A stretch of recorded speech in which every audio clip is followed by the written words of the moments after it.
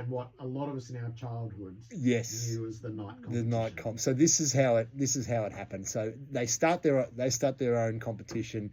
They gradually lure the WA teams over. They lure the other state representative teams over, and by 1980, So that's the they Kerry Good that's year. the year we just heard before. By 1980, they also the South Australian run comp falls over, and South Australia come in. Now, in 1980, there were 34 teams that competed in it. This is like a proper FA Cup, just about. Yeah. There were 12 VFL teams, 10 SANFL teams, 8 Waffle So that's teams. all of them, That's isn't it? Yeah. everyone. Then Tasmania, Queensland, New South Wales, and the ACT. Now, it's a very confusing system, but the qualifying period was pre-season, so there was a qualification period, and then the main draw was concurrent with the regular season. And basically every Tuesday night from March to the end of July was a game in this Australian Football Championships competition. Having said this, we've got some footage, some audio of Lou Richards on that Kerry Good night, who isn't quite sure what's actually happening and what this competition's called.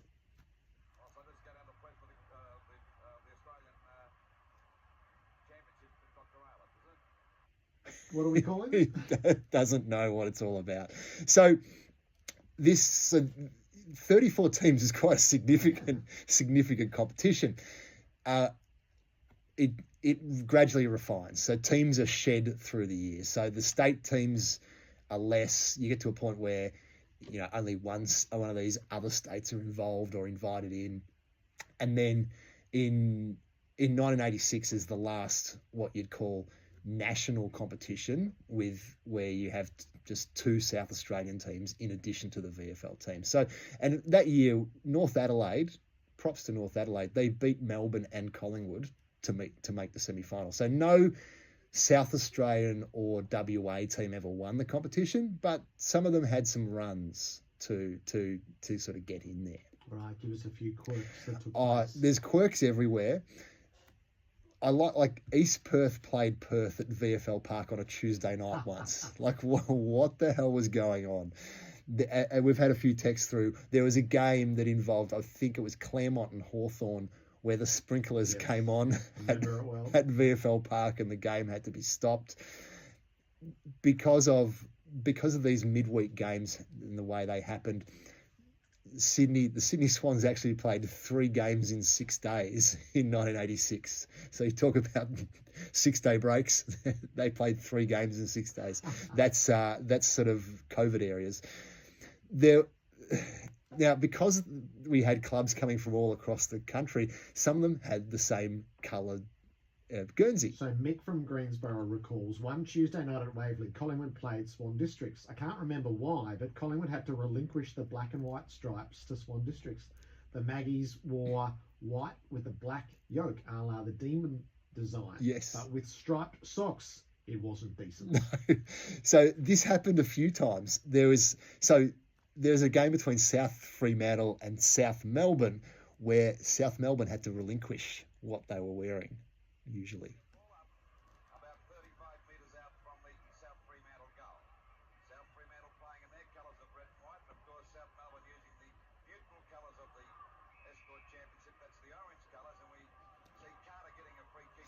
The orange colours of the This club. was GWS before its time. They called them the competitions jumpers, set of jumpers that teams had to wear when they had a clash. So this is the start of clash jumpers as well. And then I love this one. In 1985, because you had these state teams playing, Queensland played in the qualifying rounds to get into the main draw.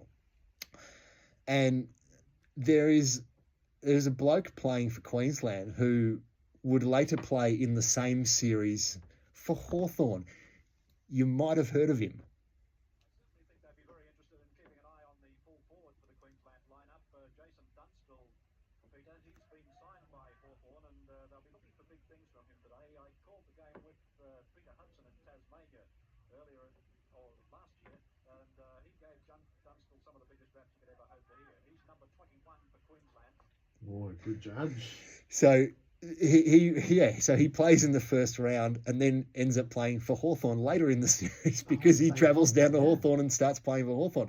So this is sort of how it's all going. There's all sorts of weird stuff happening, but people really cared about it, and for you heard the Lou Richards' commentary, and the crowds were loving it. If you won one of these competitions, it meant something. But perhaps the thing that really tells you why this thing ran out and why it might not ever work again is, I think it's encapsulated in this 1982 game. So in 1982, there's a state game. A state game got added to the fixtures late in the piece, which is great for the VFL, who I think were playing South Australia or whoever.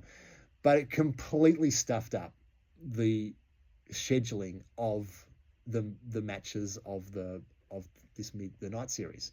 So games got pushed back, and then games were rescheduled without telling Swan Districts in WA. They were sitting on top of the ladder and they were playing the top two teams consecutively, and decided that, oh, you've moved our game here. We can't send a side on Tuesday to Melbourne when we've got two really important games coming up. So this is their. So what happens is, instead of sending over their team, they send over a team full of reserves and under-19s players to play Richmond, which results in Richmond winning by 186 points. Oh. And it also results in Swan Districts being suspended from the competition for 2 years. They weren't allowed. Just to give you a sense of it all, Michael Roach for Richmond came onto the ground 14 minutes into the third quarter and finished with 10 goals. So here is the Swan Districts coach, John Todd, explaining why this happened, which probably also explains why this comp sort of fizzled out. What's your story, Bryce? Well, Doug, we were forced into a difficult situation, and I've been over it before, and, we were keen to play Richmond on the 1st of June. That was our original date, and that was transferred to the 8th of June.